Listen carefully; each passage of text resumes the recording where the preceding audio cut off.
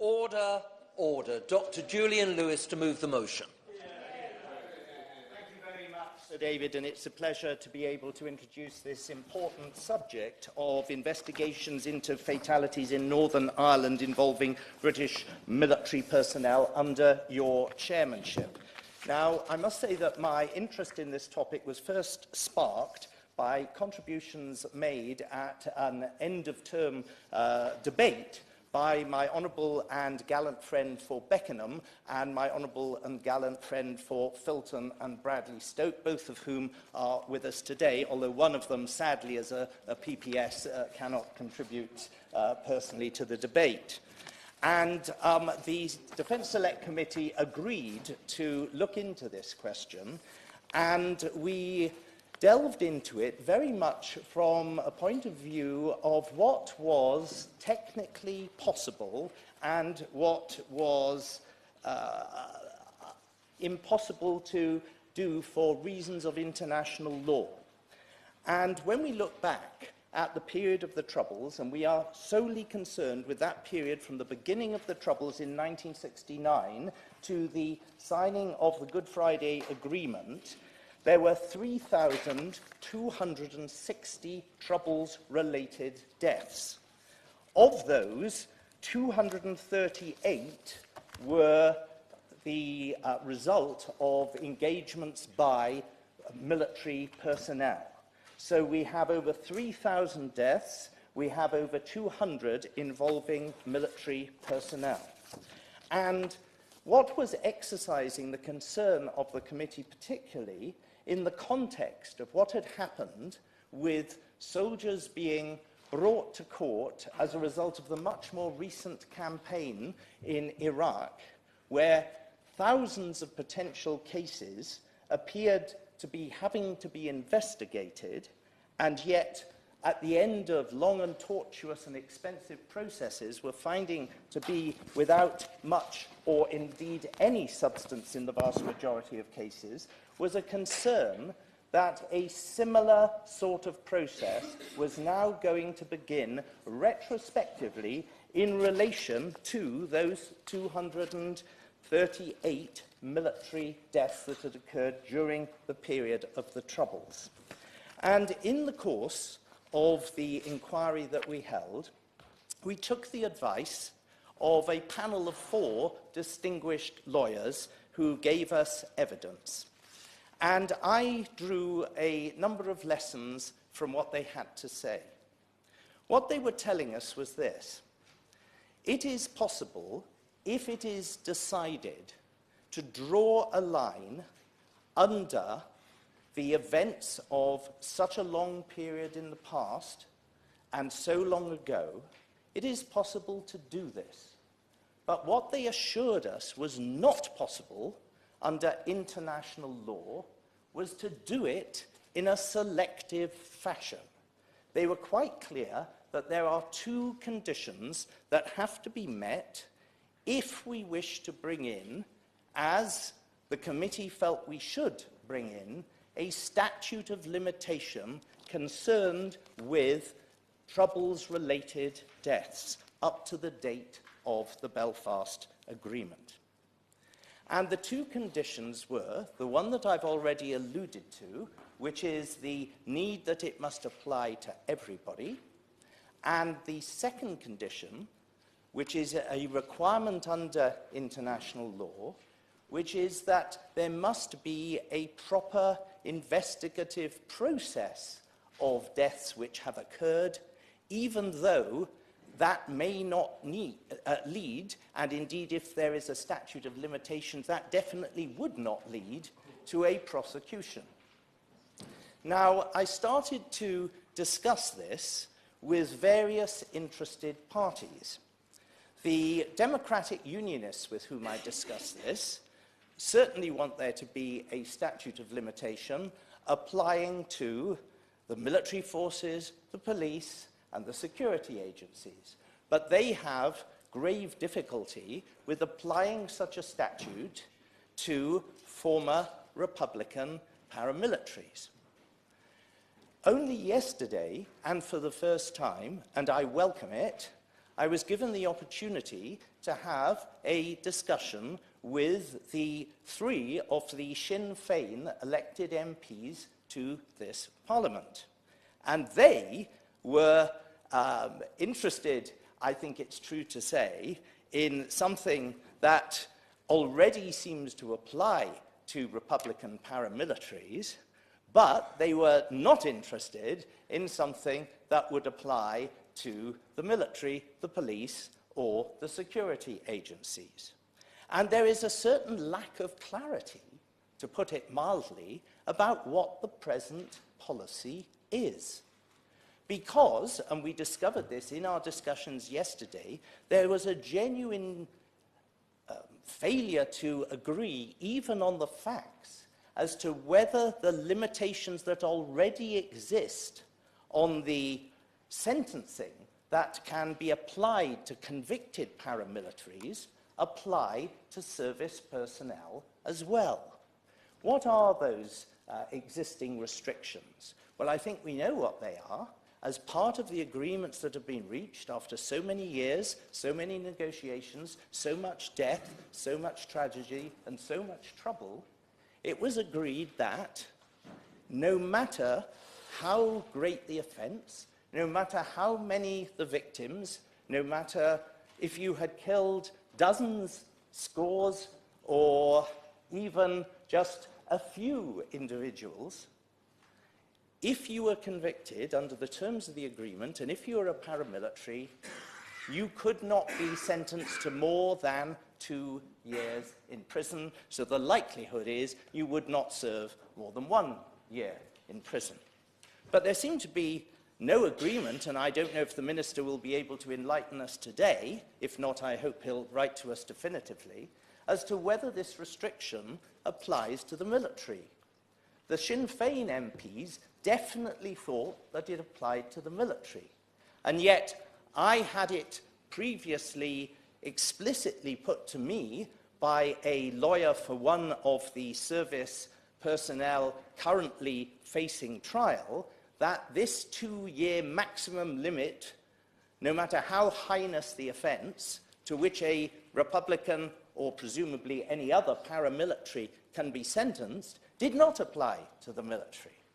If it does not apply to the military, I think it's a fairly safe bet that this total imbalance between unlimited sentences that could be imposed on soldiers, as opposed to a 2-year sentence and 1 year of that served in jail, which can be imposed on paramilitaries, is something that is so egregious that it is hard to imagine that, at the very least, the government would not seek to impose a cap for all who may be affected by any proceedings.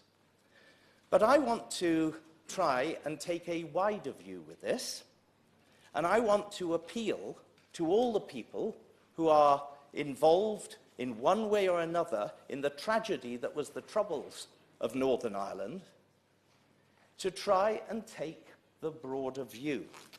Now, it's been put to me in very stark terms that people who suffered losses during that period, even if it was only 40 years ago, cannot rest until these matters are resolved. And I share their understanding of this, because in my own case, I can perceive something of what they feel, because in my own case, my family was caught up in the Holocaust, and all that part of it that was still in Poland in the Second World War was annihilated, with the exception of one very small family unit that was saved by courageous non-Jewish Poles. And I know that I felt for years after the war, even though this happened a few years before I was born, I felt for years after the war that the people who did this should be hounded forever. But that is not the situation that we face today, because we have already decided that in the interest of an overall settlement, there should be a limit on the maximum sentence that can be faced by paramilitaries of no more than 2 years. And so by no stretch of the imagination can the punishment be said to fit the crime. Now, I want to come now to the second element of what the distinguished professors told our committee when they were advising us about what would be possible and what would not, as far as international law was concerned. And that was, they said, that as well as any statute of limitation having to apply to everybody, because if you apply it only to the forces of the state, then you are legislating for state impunity, and that is illegal under international law. They said as well as that, it must be coupled with a truth recovery process. And I think we all know where we first began to hear about truth recovery processes. We began to hear about it in relation to what happened in South Africa after Nelson Mandela came out of prison and after the changes that occurred and the decision that was taken in South Africa to draw a final line under all the horrors from whichever side, from whatever part, from whether it was state authorities, whether it was revolutionaries, whether it was innocent civilians who had been caught up in someone else's crossfire, they decided that it was in the interests of the peace and coherence and the possibility of building some form of united community after the event. They decided that a line must be drawn, but that families must have closure and they must have the best possible opportunity to find out the truth about what had happened to their loved ones. And that was how you had a situation when people came forward who had been involved in terrible activities, who gave testimony, secure in the knowledge that even if they were incriminating themselves, they would not be prosecuted, and how there was some form of resolution for those people who had been bereaved in the sense of public accountability and discovery of the truth. Not only was it a brilliant and magnanimous concept, it was also, as we know, a legal requirement. There is a legal requirement to investigate. There is not a legal requirement to prosecute. Now, the trouble we have in a situation in Northern Ireland, and I hope I will not strike the wrong note by seeming to be flippant at this point, goes back, of course, to the origins of the Troubles in 1969. And I went to university the following year, 1970, and while I was at university in Oxford, I made a friend called Martin Seif. You might just deduce from his surname that he has the same sort of background as I do. And I remember him trying to explain to me the depth of division between the communities in Northern Ireland. And he said, for example, he said, there was one occasion when I found myself cornered by a gang in the street. And they asked me that age-old question, are you a Protestant or are you a Catholic? To which Martin thought he had the perfect, truthful answer. He said, I'm a Jew. Yes, they said, but are you a Protestant Jew or a Catholic Jew? Now, I am not trying to be flippant about this. I am trying to indicate that there are irreconcilable and deep-seated beliefs at work here.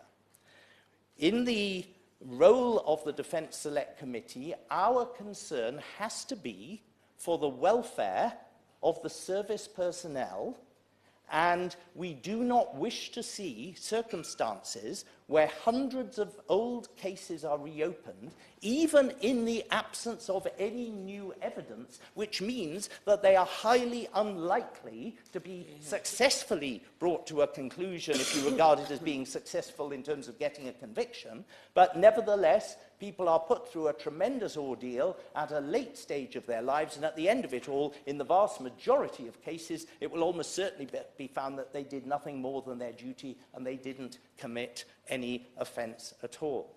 So our concern as the Defence Select Committee had to be, in our report, to make a recommendation about what should happen to these personnel. And we were unanimous in believing that a statute of limitations making any troubles-related offences or alleged offences up to the date of the Good Friday Agreement should be enacted.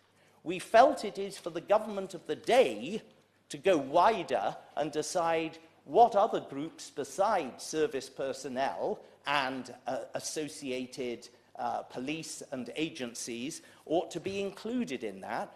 But we did not shy away from pointing out that the unanimous expert legal advice we received from the 4 professors made it quite clear that if a statute of limitations was going to be introduced for anyone, it had to be introduced for everyone. And this is what is going to be very difficult for the different parties on that terrible divide in Northern Ireland, which we are seeking to repair, to accept. The unionists take a view that some people should benefit from the statute of limitations, but not others. The Republicans take a view that others should benefit from a statute of limitations, but not the people that the unionists want to see benefiting from a statute of limitations. I am going to go as far as I can without breaking any personal confidences, and it may be that I'm misinterpreting the signals.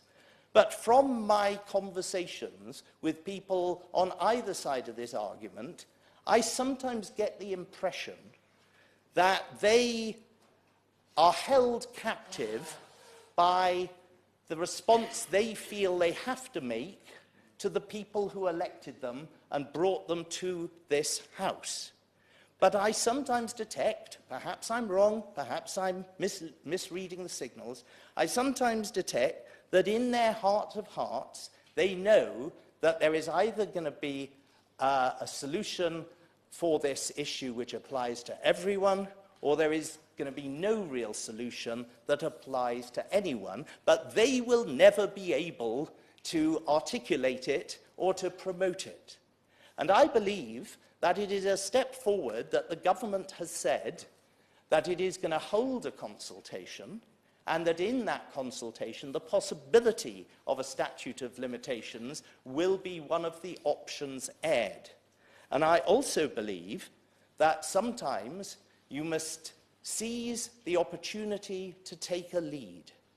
And there is nothing of a legal nature to prevent this Parliament from enacting a statute of limitations, because if it applies to everyone, if it is coupled with a truth recovery process, it will maximize the chance of people finding out what happened to their loved ones, and it will maximize the chance of avoiding the poisoning of the settlement so far reached by a constant succession of cases being brought before the criminal courts.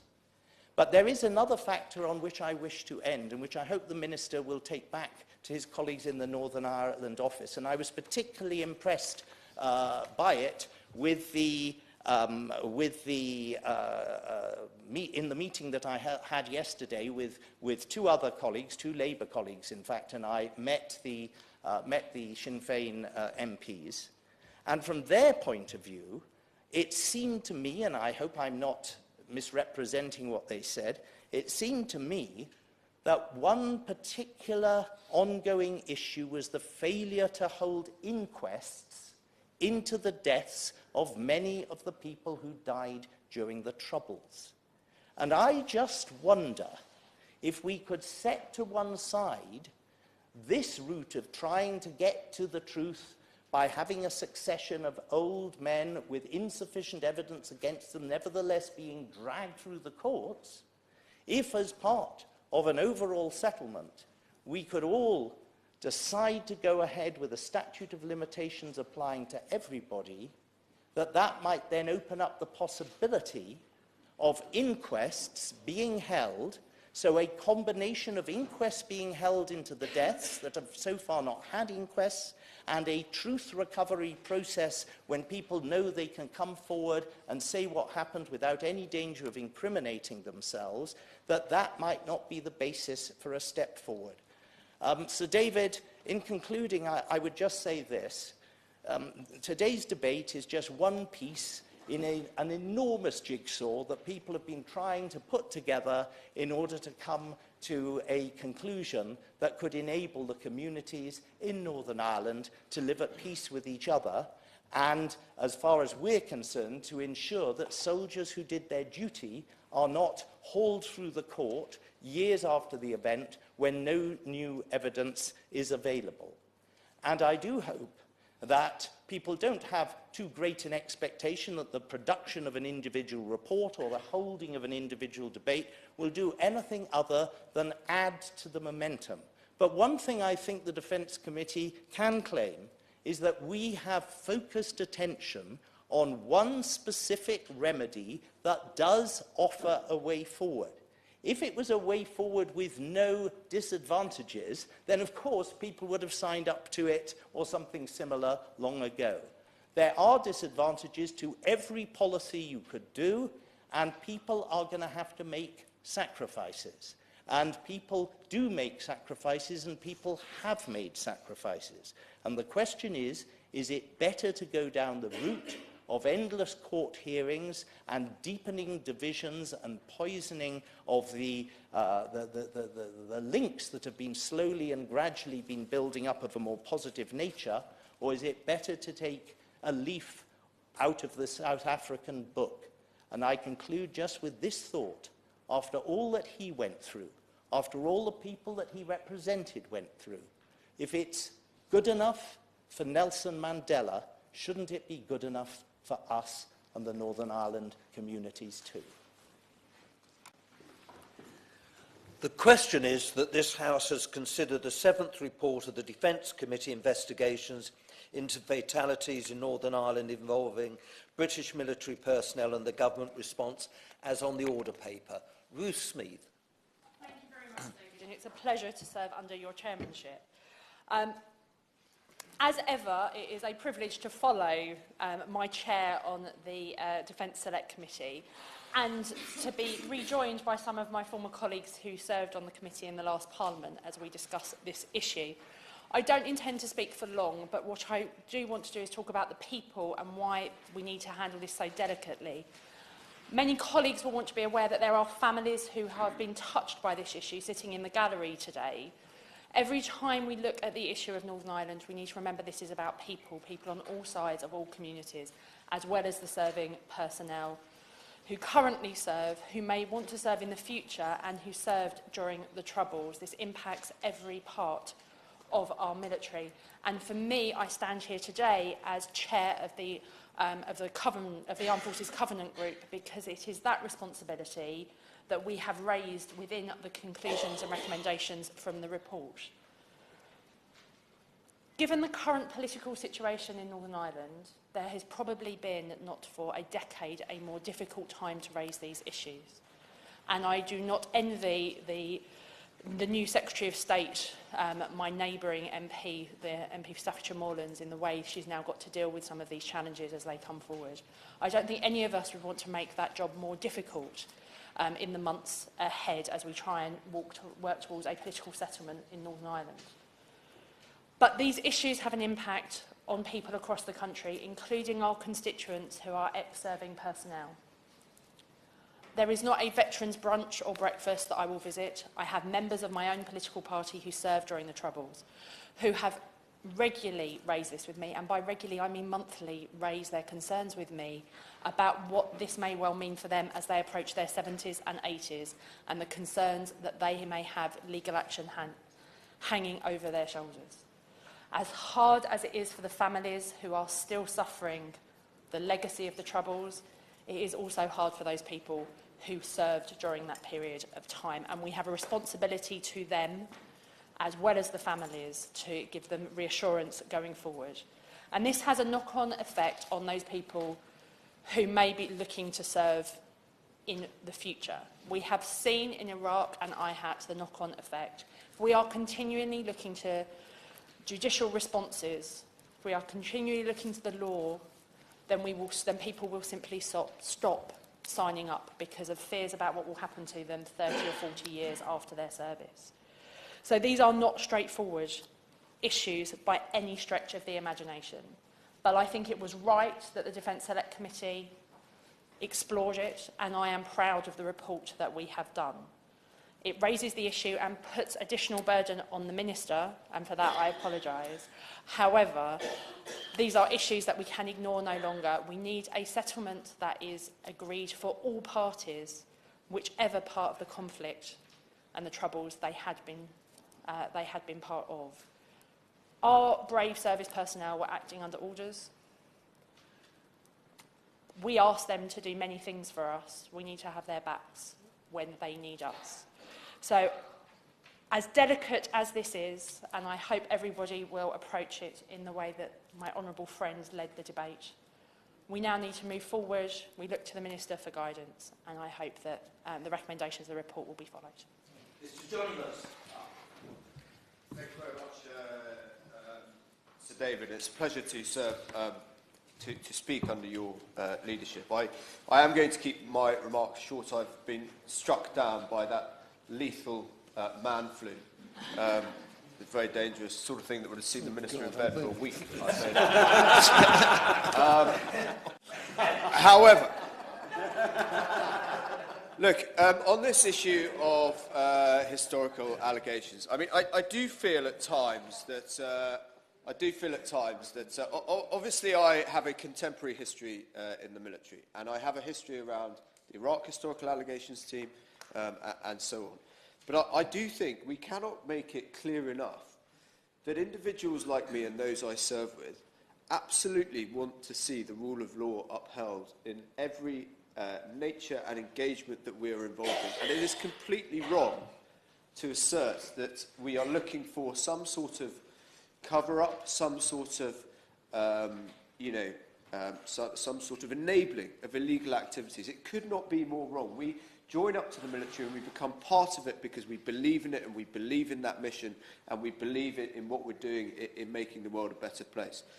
However, with this situation, and it's fantastic to come and hear my right honourable friend, the chair of the Select Committee, his thoughts on this, because I think we are going to have uncomfortable conversations. We are going to have to intellectually get together and work this out. And why are we going to have to do that? Because it doesn't work for anybody at the moment. The only people that benefit from the current situation are lawyers who I know for a fact are being encouraged to practice in Northern Ireland because they see this issue going on and on and on.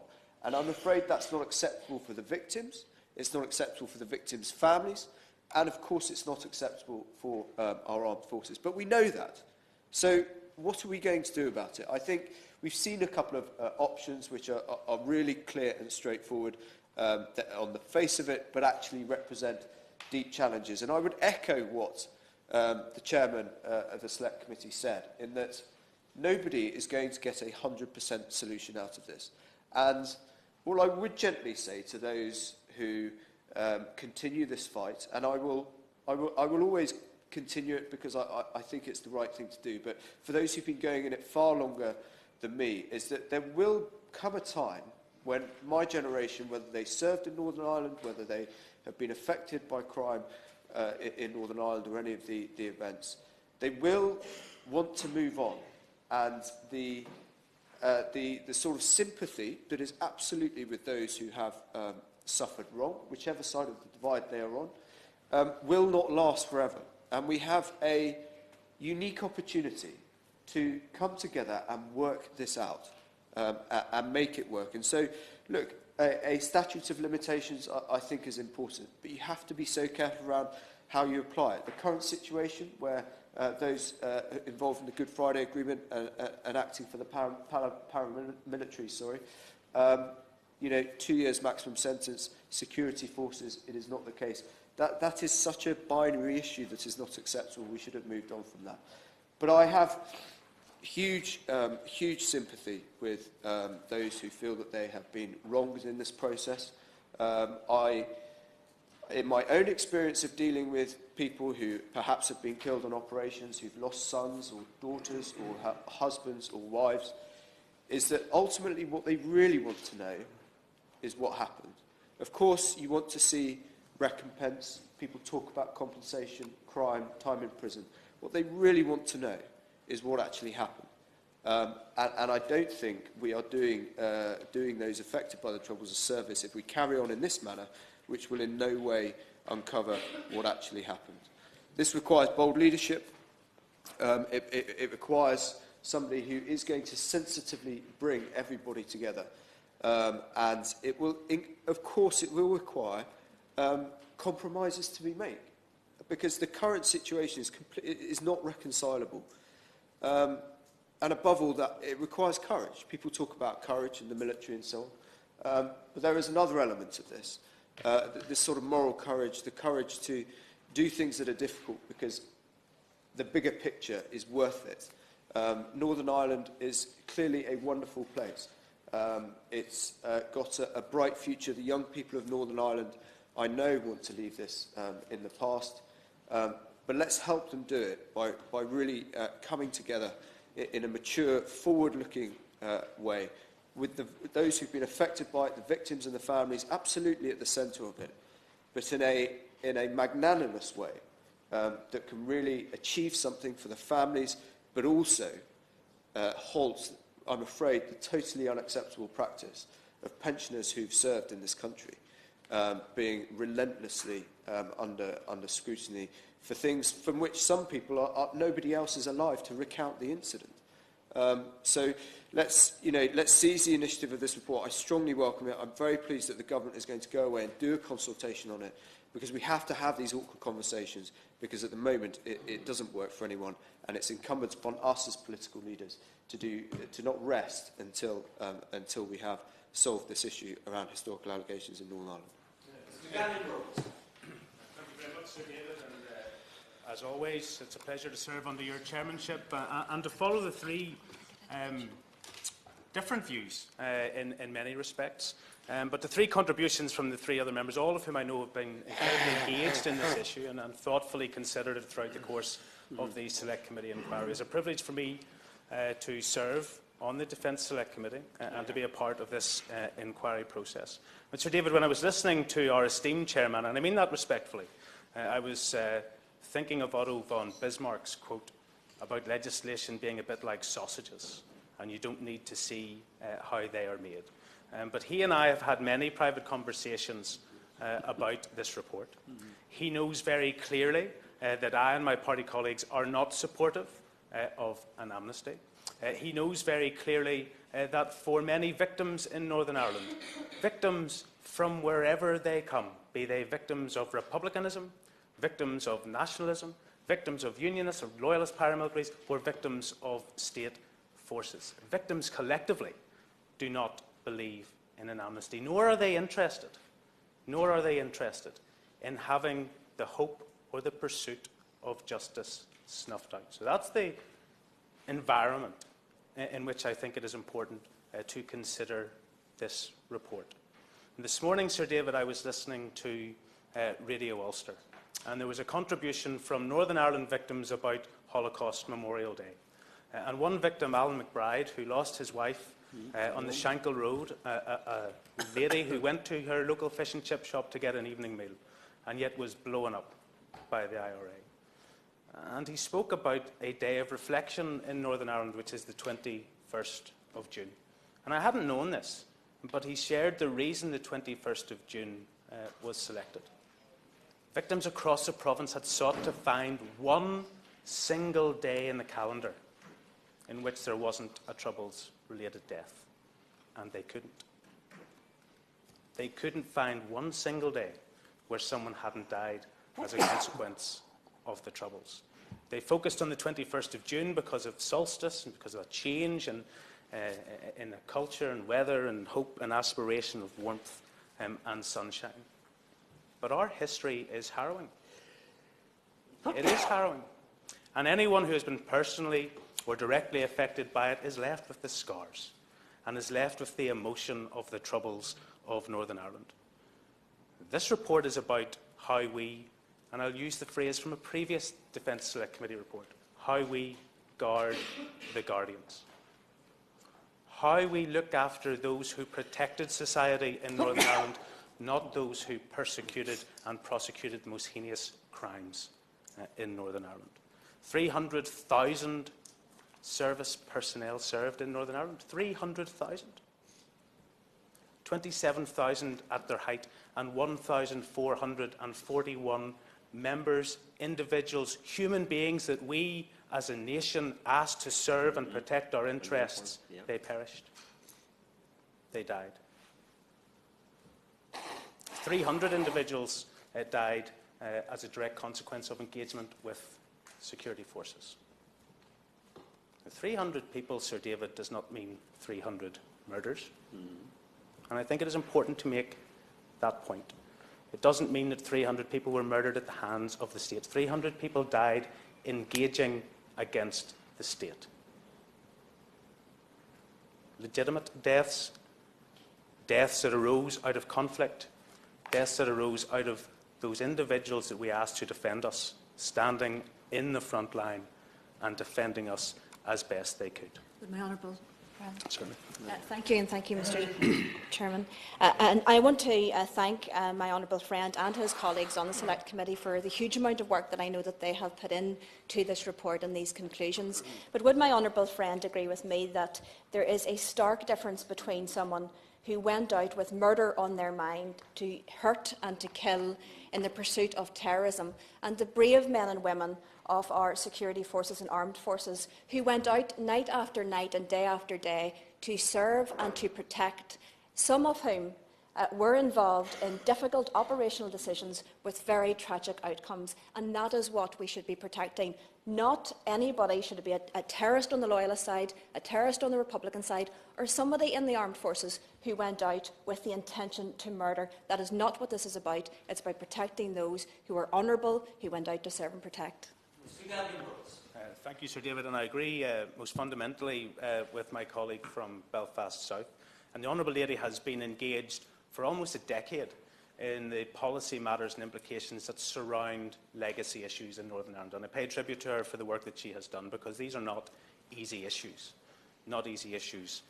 at all. But the 300 deaths, as I say, is not to say that they were murders, nor is it to say that they were unlawful, and nor should it be that those 300 deaths are immune from investigation.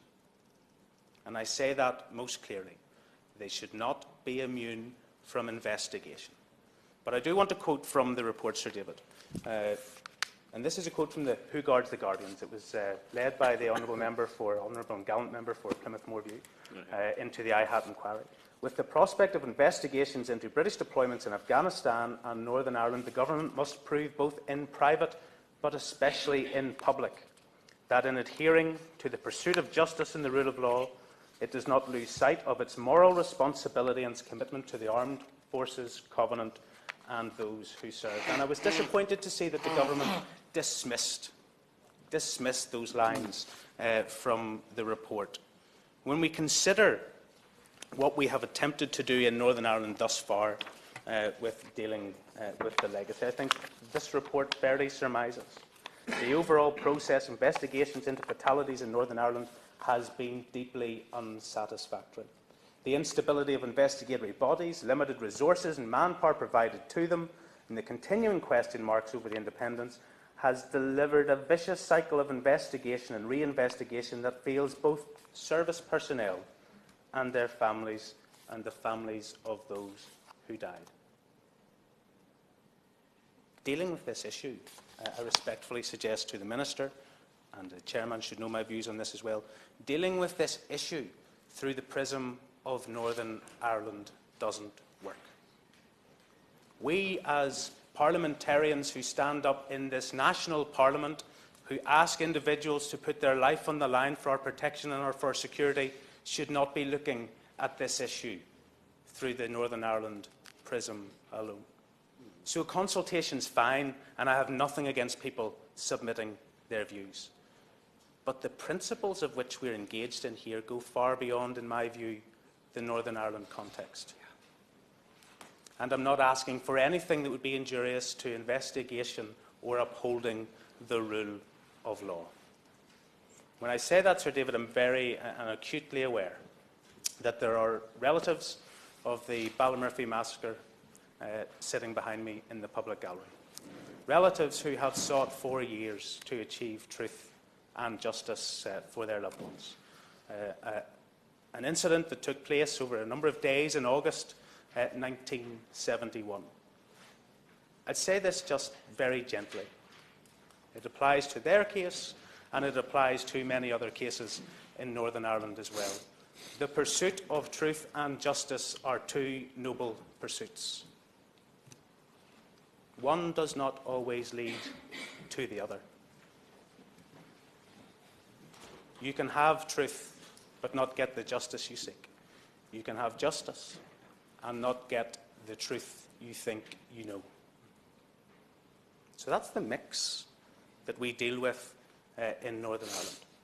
But a statute of limitations does not, in our view, change the ability to get an investigation, change the ability to get closure, or remove the state's responsibility in what it has to do to be Article 2 compliant. And I do disagree with the Chairman in his remarks about this.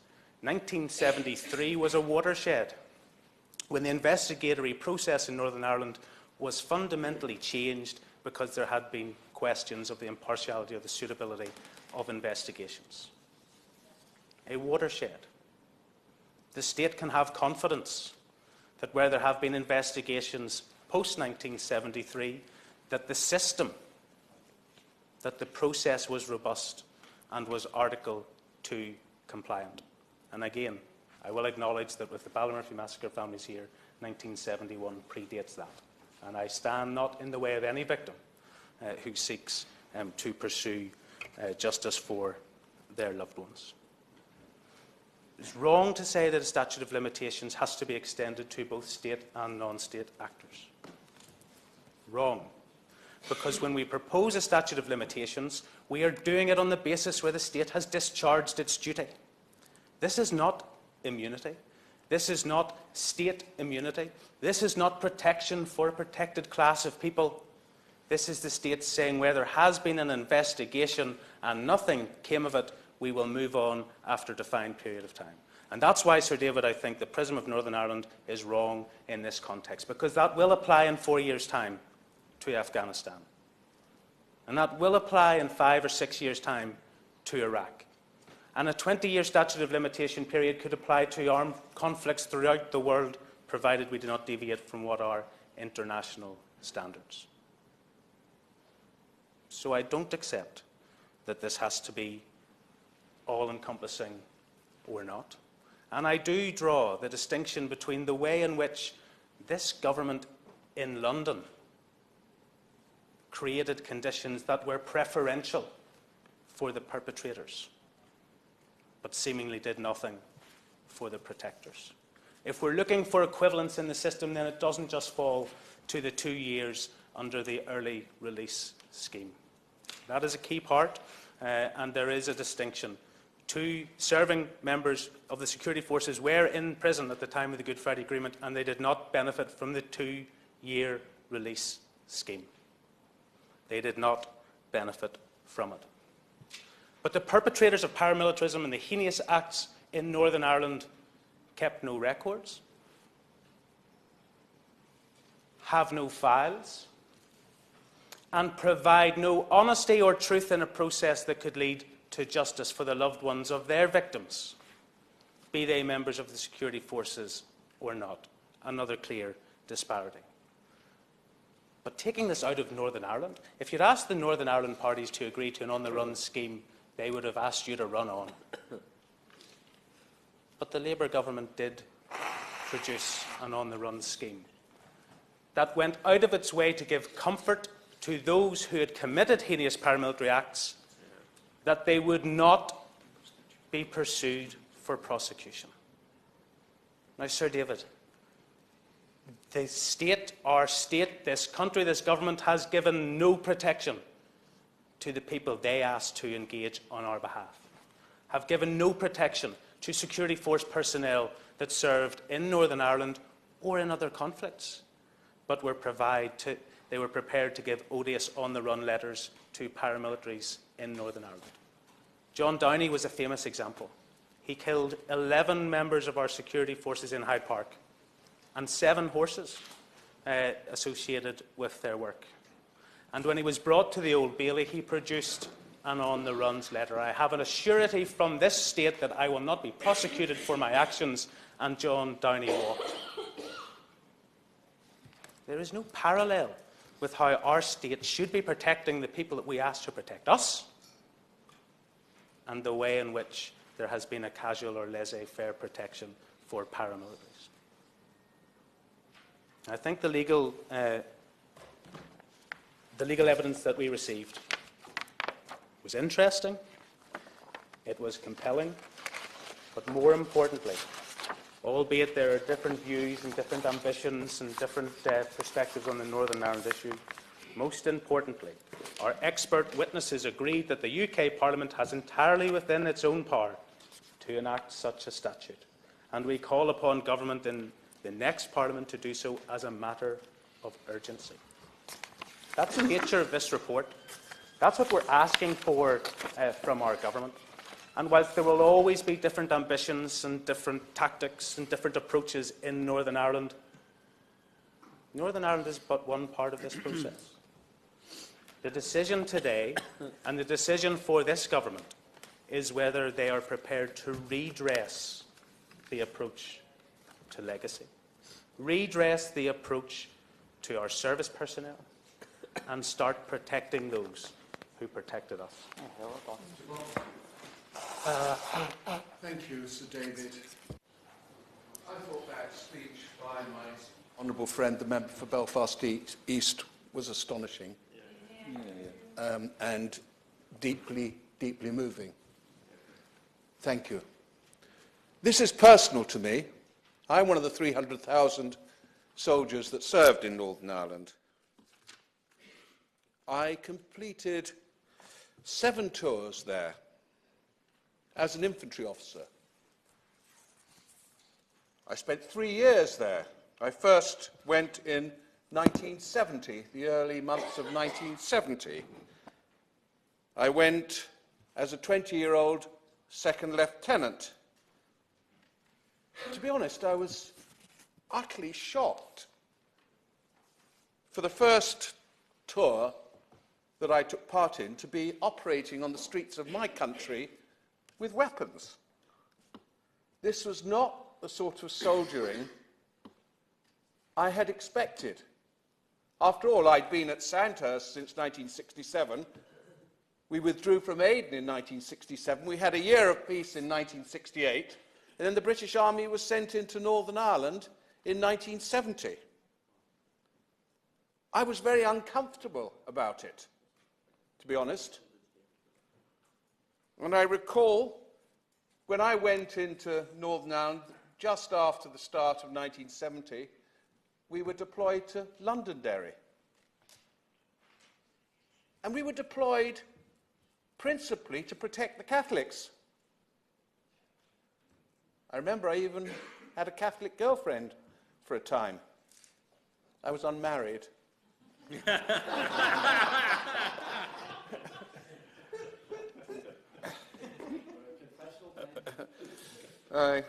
Thank you, the DUP, representative for Strangford. He always gets me. Now, in my 7 tours, I certainly witnessed bombings and fatality shootings involving military personnel. And I want to centre, really, on how we felt and how we approached it. And our approach starts with our instructions. And those instructions were called opening fire in Northern Ireland, the so-called yellow card. I still have mine here. This is the 1980 version. It's meant to fit into a pocket so that soldiers had it with them the whole time. The problem is that when you're in contact, you can't go, oh, good. What can I do? It's got to be in here. And it's got to be built into a soldier what he or she should do when there's a case where they might use firearms. It's got to be instinctive. So, in order for people to understand the rules, there was huge instructions on pre-operational tour training. It was pretty precise as to what you could do and what you could not do. The rules were quite clear. As a soldier, let me just give them to you, because it's on one piece of paper. And this had to be in a soldier's mind. You had to use minimum force in all situations. You only opened fire as a last resort. No live rounds were to be carried in the breech unless ordered otherwise or you were about to fire. Challenges were always to be given before firing unless to do so would increase the risk of death or grave injury to you or anyone else you considered was being engaged by terrorists. Challenges were to be clear. Army, stop or I fire. Only open fire, we were ordered, if someone is committing an act likely to endanger life and there is no other way to stop them. Actually, on the yellow card, there are examples of when you can open fire. For example, someone firing or about to fire a weapon. Someone planting, detonating, or throwing an explosive device, including a petrol bomb. Petrol bombs on the streets of Londonderry in William Street put a third of my platoon in hospital with burns in the early 1970s before any firing took place. We didn't fire. We didn't even consider it. We didn't draw our batons, actually. Someone driving a car at a person, and there is no other way to stop him. Some may be old enough to remember the case of Corporal Lee Clegg in 1993, who was convicted of murder because he'd fired at the car as it approached him, and as it passed by, he turned around and shot through the window. The yellow card is precise. He is not anymore in danger. He should not have fired. I'll come back to that in a minute. Only aimed shots were to be fired. No more rounds than necessary were to be fired. And be very careful not to hit anyone who's innocent. Now, those rules were put into all of us. We practiced them. We spent ages in a classroom learning them. We also practiced them on exercise, and we had scenarios where you were judged to have done or not done the right thing. It was an enormous decision to decide to open fire. And often, and in my experience, I saw it, indecision and worry about whether to open fire resulting in it not happening until it was too late, when fire could have been returned. I had several instances of that happen. We all knew that shooting incidents would be investigated, and you had to justify what you had done. I would be delighted to give way to my honourable friend, for Stirling. My honourable and gallant friends giving a moving first-hand testimony to the soldiering in Northern Ireland and the issues surrounding it. You're describing, the members describing a situation where something has happened. What impact does this have, in your experience, on the soldier concerned? Rob Stewart. Thank you, Sir David. I thank my very good friend, the Honourable Member for Stirling, for that question. Soldiers were frightened sick of going to court. They would much prefer to be in the field rather than be facing some sort of judicial procedure. In 1986, I was the lead army witness in Belfast Crown Court for the Ballykelly bombings. I had a string of my men going into court behind me. They were petrified, absolutely petrified. They hadn't done anything wrong, they hadn't opened fire, they were just petrified about going to court. And luckily, in the end, what happened was I gave evidence, we had lunch, and they changed the plea. My men did not have to give evidence. But in answer to the question which my honourable friend asked me, they were petrified and loathed it. And not because they'd done anything wrong, but simply because it was so far out of their ken. The trouble is that decisions to open fire had to be made in seconds. And that was against the background of the poor 18-year-old sometimes having to think all the time, he's thinking, am I making the right decision? Is this right? I don't want to kill someone. We are human beings. Soldiers are not brutes. And if they are, they should be out of the army. Yet those questioning soldiers' decisions to open fire always have the luxury of ample time to examine what has happened. Normally in a warm, comfortable room, rather than in an operational situation, where so often soldiers who open fire are frightened sick and having to make a decision very, very quickly. And of course, they're normally in real danger of losing their lives. In all instances that I was involved in, and I'm talking about fatality shootings, those who were involved in the incident had to prove they were acting within the law, very often in court. The Army, the Special Investigation Branch in particular, were not nice to them.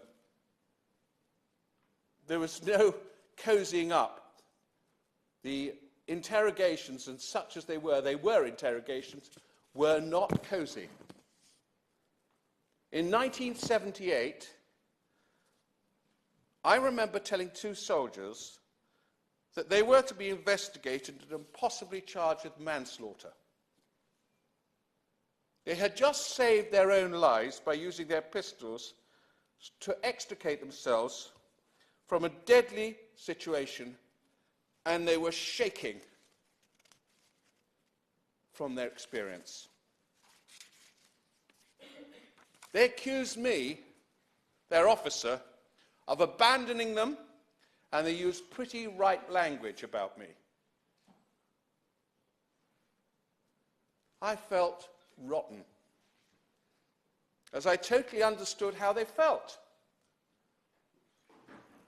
I explained that they had to be investigated to prove that they had acted legally, and the matter would be over forever.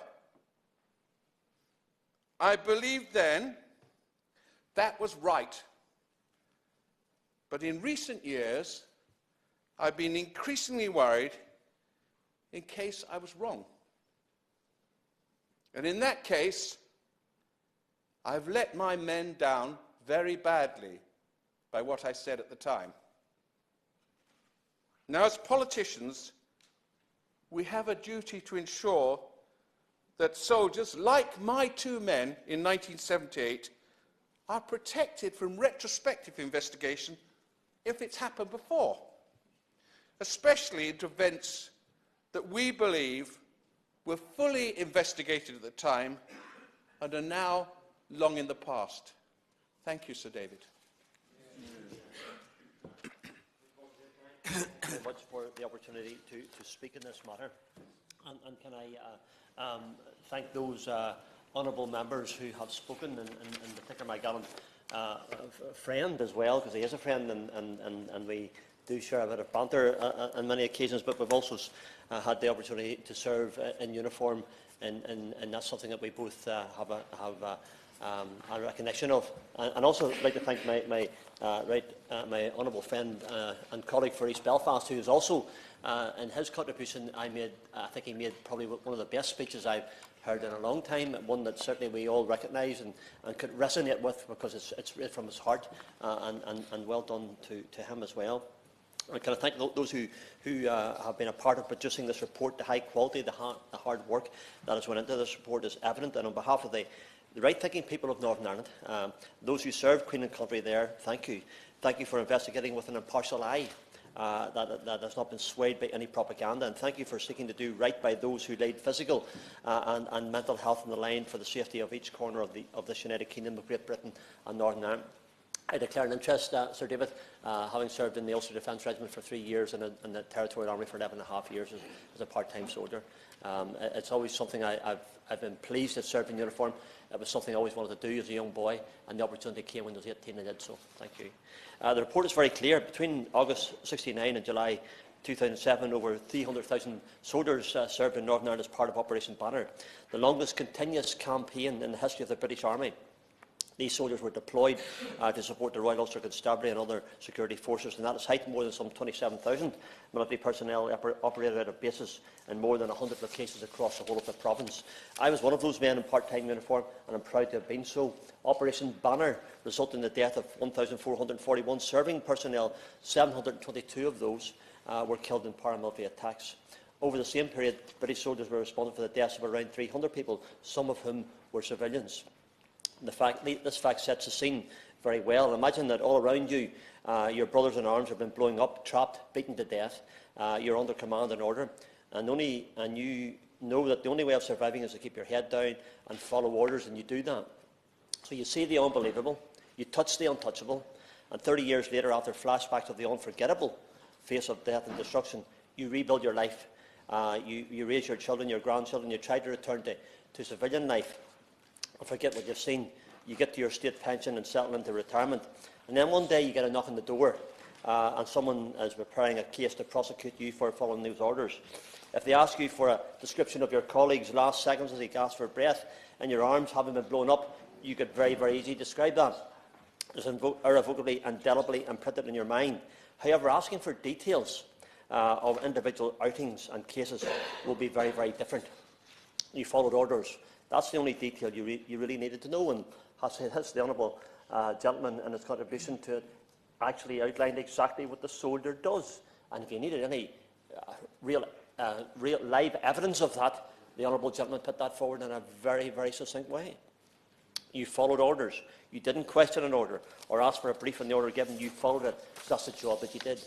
And by interviewing these men, we are not seeking justice. We are allowing a minority of people to seek vengeance.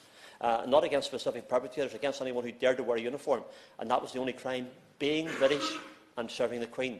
To this day, that is enough for some people to want to destroy you. The question is, why are some people facilitating that, and how can we stop it? Figures show that investigations into former Army personnel account for a minority of LIB cases. They still amount to a disproportionately high number, some 30%, when compared to the total level of Army involvement in killings, which stands at 10%. I've said it before in this chamber, why is the life of someone killed in a skirmish with the Army worth more time, more effort, more money than the life of someone killed by a Republican terrorist who is unrepentant and is walking around with a Merrill chain around his neck? And we all know cases of where that has happened. I named one in the House of Commons in the last term, and it's very, very clear. It isn't, and it shouldn't be. We must cut off the ability of the litigious Republican agenda determined to rewrite history, to weave a web of conspiracy theory and collusion to make it seem like that it was ever okay to bring workmen out of a van, let one of a certain religion escape or run, and murder the rest in cold blood. Kingsmill massacre is very, very real in many, many people's minds over the last period of time. These are the people who some seek to appease by this continued attack on service personnel. It has to end, and for the sake of real justice, it has to stop. By all means, if soldiers lured civilians into an area by means of a honey trap and murdered them, let's investigate that regardless of the uniform. But that is not the way. It was the other way round for the Free Scottish soldiers, and I put an EDM for them there just a short time ago. So where is their justice, I ask?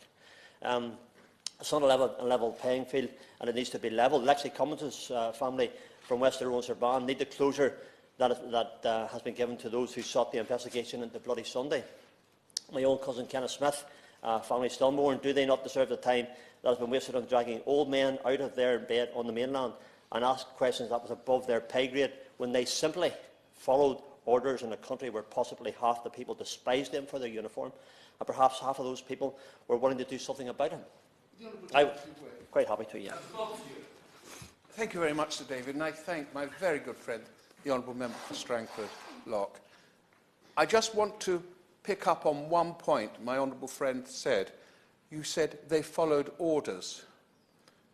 The decision to open fire was an individual matter. You didn't normally open fire because someone ordered you to do so. It was normally, in most cases, the vast majority of cases, I can't think of any, actually, where people opened fire on an order. They opened fire because the decision was made by them based on the yellow card. Thank the honourable gentleman for the intervention. Very clearly, the yellow card was given by the British Army for your guidance on what you did, and you followed that, so therefore the rules were followed by the soldiers on the ground. There wasn't a man over your shoulder who says, right, fire now. No, you made that decision upon the rules that you had, and they were clearly laid down. I had the yellow card myself, and I still keep it because it's a bit of a keepsake for no other reason. I will say it again. If they step beyond their role and knowingly and willingly committed offences, then that is very different, and that's what's happening here. And that's what's happening here. Please see the difference, Sir David. I conclude with these comments. I support the recommendations of the committee as put forward, with a few minor parts of it which my honourable friend from East Belfast and others have stated, and we wouldn't endorse everything that the chair has said for that reason. But I do appeal to anyone with any sense of decency and natural justice to do the same.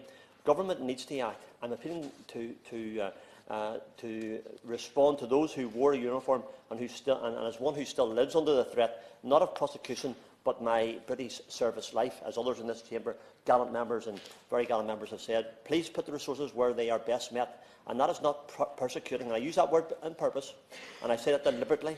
Persecuting men who did no more than wear their uniform and follow orders whilst under guerrilla and open warfare. Minister, the decent people have had enough. The serving RUC, the prison service, the UDR, the British Army and their families have been traumatised enough. Please stop appeasing in the minority of people who cannot be appeased until we are, what they would wish to have, are wiped out of their sight to do what is right and honourable for those who so honourably, Sir David, served Queen and country. Thank you very much. I apologise, Sir David. I've already asked for permission, and the Minister and the Shadow Minister to retire very, very shortly. Thank you. This is Cheryl Murray. Thank you very much, Sir David, and it is a pleasure to serve under your chairmanship and follow my honourable friend, the member for Strangford. Mr Amos, I would like to pay tribute initially to my dear friend and late constituent, Surgeon Captain Rick Jolly, who a lot of people will know of his work in the Falklands and the heroic work he carried out there, but some may not know that he served as the medical officer of 4-2 Commando and was deployed in Belfast early in his career. Sir David, I welcome this report by the Defence Committee, and I welcome the contents, but I want to tell the House today a story, a true story, a story of another of my constituents. I first met this gentleman many years ago when I worked as a doctor's receptionist in the NHS in a local village. One day we had a power cut, and this kindly man from across the road came bearing a kettle of water so that we could make a cup of tea. Over the years of working at this location, I got to know my kindly neighbour. His name was Dennis Hutchings, and now, in his late 70s, and he's not a fit and healthy man, he has incurable chronic kidney disease. Over 40 years ago, he was a gallant soldier doing his job in the very difficult sphere which was Northern Ireland. In his own words, it was a war zone. He served for 26 years in the Lifeguards with distinction. During his time in Northern Ireland, he and another soldier were involved in a shooting. I understand that the situation was investigated at the time by the Royal Ulster Constabulary, and the soldiers were told they would face no further action. We now come to the present day, over 40 years ago, down the road. One newspaper reported that Dennis was arrested a couple of years ago and interrogated 25 times by the police investigating. It went on to say that he was held for almost 85 hours before he was charged with attempted murder. On one day, he was quizzed 10 times in 11 hours. This is a gentleman who was told there would be no further action at the original investigation. A different newspaper outlined the information available. It said that there is no forensic evidence, no weapons from the time, and all the witnesses are dead. Many have described this as being a witch hunt. This is the real face of these investigations. A kindly, elderly gentleman being hounded by authorities for years just because he did his job over 40 years ago to the best of his ability, and as he was ordered to do so, to serve in Northern Ireland by his country. The government, Minister, said in its response to the report of the Defence Committee that the Armed Forces Covenant is a promise from the nation that those who serve and have served in the armed forces and their families will be treated fairly. And I welcome that as the mother of somebody who serves in the armed forces. I don't think Dennis Hutchings is being treated fairly. Over the years, he's become my friend, he's my constituent, and what is happening to him is wrong. Now, I do sympathise with the families of the victims. I know what it's like to lose a loved one, have them snatched from you prematurely. So I can speak with authority. But Dennis Hutchings is my friend, my constituent, and what is happening to him is wrong. And if the Armed Forces Covenant is to mean anything, then this attack on Dennis Hutchings must stop now. Thank you very much, Mr. Amos. Mr. Martin Day.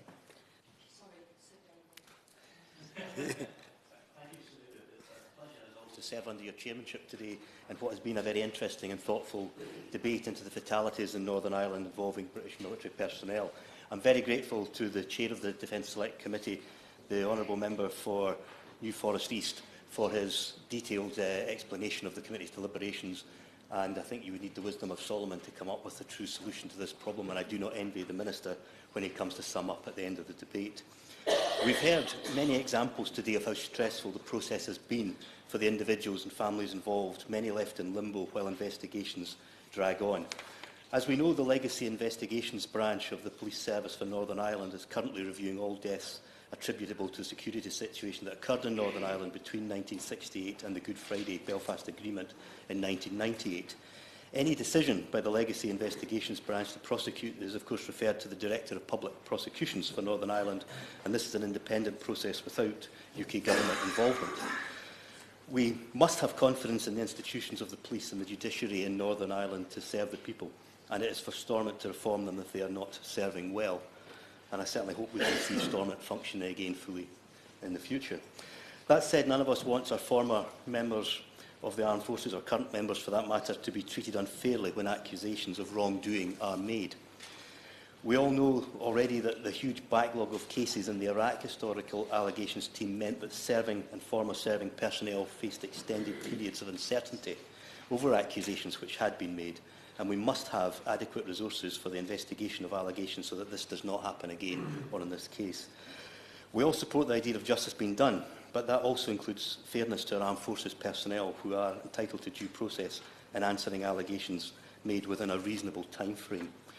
This Select Committee has very helpfully suggested 4 possible options for government and has made its own recommendation in favour of option 1, the enactment of a statute of limitations. I note that the committee did not recommend the 4th option, to cease investigations into former service personnel and to stop complying with the European Court of Human Rights interpretation of our Article 2 obligations. And it is important for me to state the SNP position on this question, that we fully support the Human Rights Act and will oppose any attempts to abolish the Act. Any derogation of Articles 2 of the European Convention on Human Rights as a response to the situation would blur rather than define the high standards that we rightly expect and overwhelmingly deserve to see by our armed forces. So I'm grateful that they do not recommend that course of action. It would send out the entirely wrong message to the rest of the world about our commitment to human rights. In conclusion, I believe that our service personnel should rightly be held to the high standards of behaviour which we expect, but they should also be fully supported by the Ministry of Defence when allegations are indeed made. Thank you. Thank you very much, Sir David. It's indeed a pleasure to serve under your chairmanship. And can I start by paying tribute to the Chair of the Defence Select Committee and indeed to the members of the committee for their work in producing this report. It's an extremely important issue, as we know, and a profoundly serious issue, and one which is wholly deserving of the committee's attention. I think the Chair of the Select Committee today gave a very considered and thoughtful opening contribution to the debate and outlined the Defence Select Committee's approach and obviously the need to consider all views. We heard from my honourable friend, the member for Stoke-on-Trent North, who talked about the delicate nature of the issues that we are discussing and the delicate nature for families and indeed for armed forces personnel. Hearing from the honourable member for Plymouth Moorview, who gave his contribution with the added knowledge of his military service, and indeed the member for Belfast East, who gave a very moving reflection on the Troubles and reminded us of the complex and delicate nature of the issues we're discussing.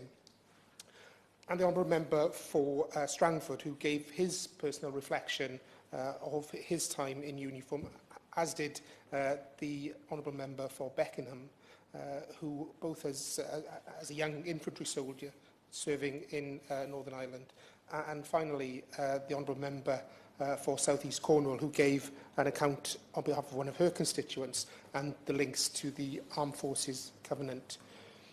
I think, Sir David, we know that the past presents many difficult and unanswered questions to families and individuals in Northern Ireland, as well as to those across Britain, including our armed forces veterans who served on Operation Banner. In all communities, there is a desire for truth and clarity about what happened to loved ones, and the quest for answers has not diminished with the passage of time. Like many members across this chamber, I am of a generation that remember the Troubles vividly, as well as the anguish and conflict that the period represented. It is always worth reminding ourselves of the good work that led up to the landmark achievement of the Good Friday Agreement, and we're all committed to a future for Northern Ireland which guarantees peace and security for all citizens. The report before us today deals specifically with the issue of fatalities involving British personnel who served in Northern Ireland. So, David, we rightly expect the very highest standards of conduct from our service personnel. We know that members of our armed forces are keenly aware of this. And where there are allegations about improper or unlawful behaviour, these must be investigated fairly and thoroughly. Of course, there have been cases where investigations have regrettably not been fair. We on the opposition benches welcome the closure of the Iraq Historical Allegations Team because that forum, relying too heavily on referrals from one discredited law firm, was simply not working. But in relation to the separate issue of fatalities in Northern Ireland, we are clear that the best means of dealing with this is through the full implementation of the Stormont House Agreement and the institutions that that agreement provides for. As members know, the Stormont House Agreement addressed many important issues relating to legacy, including providing for an independent historical investigations unit to take forward outstanding investigations into deaths relating to the Troubles. I know that there is deep frustration on all sides about the lack of progress towards fully implementing the agreement. One of the many groups eager to see progress are the Barry Murphy families, who met earlier today with my honourable friend, the Shadow Secretary for Northern Ireland.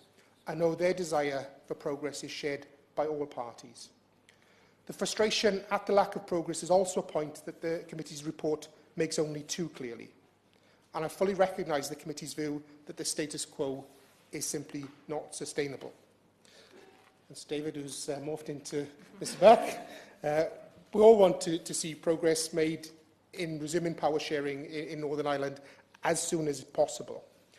As my honourable friend, the Shadow Northern Ireland Secretary, said recently, we need the government to come forward with a clear path to rebuild trust between the parties and restore power sharing, and this should involve the enlisting of an independent chair to manage the talks. Only then, and with the implementation of the Stormont House institutions, can we make progress that we all so badly want to see, and ensure that those affected by the violence of the Troubles get the answers and the truth that they deserve. Thank you. Minister.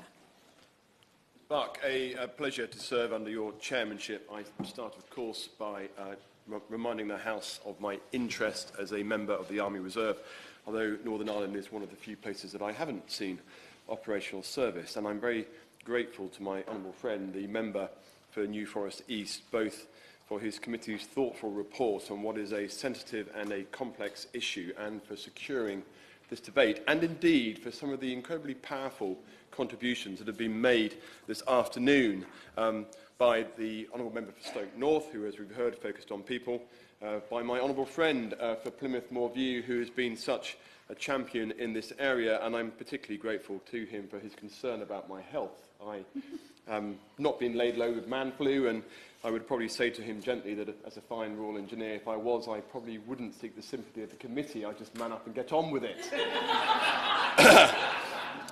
To the honourable member for Belfast North, who gave a really passionate speech, and the attention that he got from the House was well deserved, and he highlighted many of the challenges that we all face. My honourable friend Beckenham, who's in his place, who gave such a passionate speech about his own experiences and the pressures placed on our security forces. The honourable member for Strangford, who's had to leave us to go and speak in another debate, and of course my honourable friend for South East Cornwall, who gave a passionate plea on behalf of her constituent, Dennis Hutchins. I would say to her, I think the best way that we can move that forward is, if she'd like to come and have a meeting with me, we can perhaps discuss that in more detail. Around 250,000 service personnel served in Northern Ireland as part of Op Banner in the years between 1969 and 2007. Our armed forces played a vital role in providing safety and security and in bringing about the conditions for peace. As the then Bishop of London, Dr. Richard Charteris, put it at the service to mark the end of Op Banner, force cannot in the end resolve social conflict, but can offer a vital breathing space in which the normal processes of democratic debate and decision-making can reassert themselves. Military intervention can hold the forces of chaos at bay while people learn again how communities with very different histories and aspirations can live together and do business with one another. Op Banner kept open that vital pass. I pay tribute to all those who served, and especially the more than 1,000 security personnel who sadly lost their lives in doing so, as well as all those who were injured and killed. In total, more than 3,500 people were killed during the Troubles, with terrorists responsible for 90% of those deaths. The arrangements for investigating those deaths have, over the years, been subject to increasing criticism, and there is broad agreement within Northern Ireland that the current systems and structures are not delivering enough for victims, for survivors, or for wider society. The closure of the Historic Inquiries team in December 2014 has left more than 1,000 cases outstanding, the vast majority of which are terrorist killings. The Northern Ireland courts risk being overwhelmed by the demands placed on them by historic inquests, with 50 inquests currently open into almost 100 Troubles-related deaths. Where criminal investigations are currently taking place, this is on a largely ad hoc basis, feeding the concern felt by some that there is an imbalance in the mechanisms currently in place, which results in disproportionate focus on those deaths which in some way involve the state. So the government is clear about the problems with the status quo. After 11 weeks of intensive talks, the Stormont House Agreement in December 2014 reached a broad political agreement to establish 4 institutions to address what is sometimes described in Northern Ireland as the legacy of the past. We continue to seek the implementation of the legacy institutions set out in the Stormont House Agreement as the best way to address Northern Ireland's past in a way that is fair, balanced and proportionate. The key institution relevant to today's debate is the proposed Historic Investigations Unit, or the HIU. The HIU would be an independent body responsible for completing outstanding investigations into Troubles-related deaths. It would be required to act in a manner that is fair and impartial, proportionate, effective and efficient, and designed to secure the independence of the HIU and the confidence of the public. The HIU would be required to work through its caseload in chronological order and to complete its work within 5 years. In addition to the HIU, it is also clear that action is needed on so-called legacy inquests. In 2013, for example, only 2 legacy inquests were completed and both have subsequently had their conclusions appealed, one successfully. None were completed in 2014. Better progress has been made since, and the government supports the work of the Northern Ireland Lord Chief Justice in putting together a reform plan for legacy inquests for the Northern Ireland Executive. I hope that a new executive can be formed soon in order that it may reach a view on how this element of the package of legacy reform can be taken forward.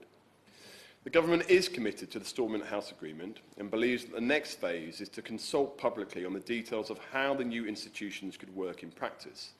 A public consultation will provide everyone with an interest the opportunity to see the proposals and contribute to the discussion on the issues. The consultation will include a draft bill, which I'm sure all honourable members here today will want to scrutinise in detail. But the consultation will also do something else. The Defence Committee's important report, and indeed today's debate, demonstrates that some people believe that the time has come for Northern Ireland to consider an alternative approach to dealing with the legacy of the past, other than through the pursuit of further criminal investigations. The Defence Committee recommended, and I quote, the enactment of a statute of limitations covering all Troubles-related incidents up to the signing of the 1998 Belfast Agreement, which involved former members of the armed forces. This should be coupled with a continuation and development of a truth recovery mechanism, which would provide the best possible prospect to bereaved families finding out the facts once no one needed to be fear of being prosecuted. A subsequent cross-party letter to the Prime Minister signed by the Honourable Member for New Forest East, the committee's chairman, along with Honourable Members for Barnsley Central, North Durham and Plymouth Moorview, went further, drawing on expert evidence that a statute of limitations would fall foul of international law if it were to apply only to servants of the state, and in recognition of the changes made to sentencing for troubles-related offences by the Northern Ireland Sentences Act, the letter argued that the time had come for a statute of limitations to cover all, including paramilitaries. I know that many both inside and outside of this place agree with that position, whilst others, as we have heard, will not. Because there is a range of views, and recognising the view of the committee, the government has decided to include within the legacy consultation a question on alternative ways of addressing the legacy of the past, such as a statute of limitations or amnesty. Whilst government is clear that, in its view, the best way forward is to proceed with the Stormont House Agreement institutions, in the spirit of meaningful consultation, all views will be considered carefully to inform the next steps. The Honourable Member for New Forest asked whether the Northern Ireland Sentencing Act applies to members of the security forces as well as paramilitaries. Yes, it does, providing the eligibility criteria set out in the Act are met. In practice, no former members of the security forces have been convicted of relevant offences since the passing of the Act, and so the Act has not yet been used in this way. Equally, the Honourable Member for Belfast mentioned that 2 members of the security forces were in prison at the time of the Good Friday Agreement and did not benefit from early release under the scheme. The soldiers in question were released under licence by the then Secretary of State for Northern Ireland, who had been considering their case before the Northern Ireland Sentencing Act became law. That case does not demonstrate that members of the security forces are debarred from making use of the provisions of the Northern Ireland Sentencing Act. And back to the consultation, while all views are important, I am particularly keen that Armed Forces veterans are given an opportunity to have their say. So I will ensure that the consultation, once published, and I hope that it will be soon, is distributed to veterans, including through our network of excellent regimental secretaries. Finding a better way to address Northern Ireland legacy matters is a priority for the UK Government. The Defence Committee's report is an important contribution to the debate as to how to best do so, and through the forthcoming consultation, now is the time for everyone with an interest in addressing Northern Ireland's past to have their say. Thank you. Thank you, Mr. Buck, and it only remains for me to express my gratitude to everyone who's taken part in this debate today. I hope that any onlookers will realise and accept that we are dealing here with the most difficult of issues, and we are trying to do everything that decent people with good intentions can do to arrive at a fair conclusion. I'm grateful to those who've spoken today. I'm grateful to colleagues like my honourable friend for North Wiltshire and my right honourable friend from Newbury, who have in the past been highly active in this field but couldn't be here today, for writing in their support. And I'm grateful to the Minister, not least, for making crystal clear the fact that the Sentencing Act does indeed apply equally to the military as it does to terrorists going on trial. Having said that, it remains absolutely unacceptable that service personnel will have to go through the sort of ordeal that Dennis Hutchings is going through at the moment. And it seems to me that there are only 2 ways that one can prevent that. One is to get rid of the international law that requires such matters to be investigated in the way that it does, or the other is to have a statute of limitation. The international law, namely the Human Rights Act, says that if we have a statute of limitation, it must apply to everyone. And I see my good friend, the member for Belfast East, dissenting from that proposition, but that is the testimony that we were given by legal experts. If there is a way in which we can do what the report does, which is to say we support a statute of limitations for service personnel and analogous organisations like the police and the security agencies, and if we can somehow legally do that without incurring a breach of international law, then I'd like to know how that can be done, because I will give way, because the evidence that we were given was that we couldn't. I'm very grateful, Ms Wilk, and I realise that it's probably improper for me in a concluding to start a new debate. But the distinction is whether there has been an Article 2 compliant investigation or not. If there has not been, then the Right Honourable Gentleman is right. But where there has been, then the option of a statute of limitation is open. Say we sought the advice. The advice we got was that a statute of limitation can be brought in, but there has to be, or have been, as he says, an investigation. That has not always been the case, and therefore, unless or until we can bring in such a statute, or unless or until we can get out of the provisions of that Human Rights Act, which no one seems to want to do, then we face this prospect of people like Dennis Hutchings being forced to go through a process at a late stage of their lives, which most fair-minded people would regard as unacceptable and which are unlikely to lead to a conviction. As I say, I did not expect for one moment that we would be solving this problem today. I hope, nevertheless, that we have clarified the issues and that we have focused the government's attention on what needs to be done so that we do not end up in a situation where our soldiers have to worry not only about warfare, but about lawfare as well.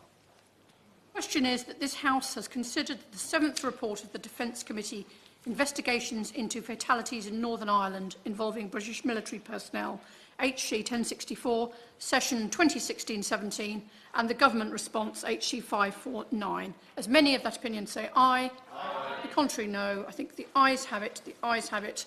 Order, order. The sitting stands adjourned.